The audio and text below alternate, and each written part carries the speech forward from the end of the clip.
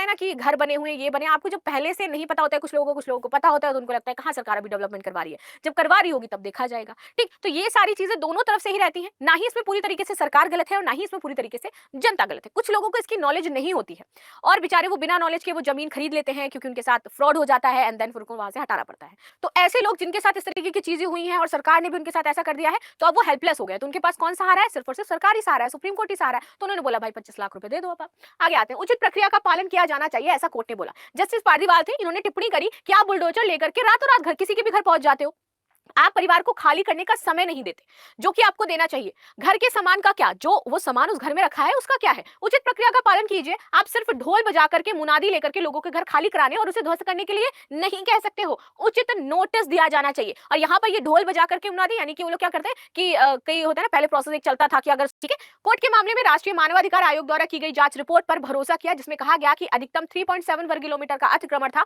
और पूरे घर को गिराने का कोई औचित्य नहीं था। और यहाँ पे बोला गया सिर्फ अतिक्रमण कितना था?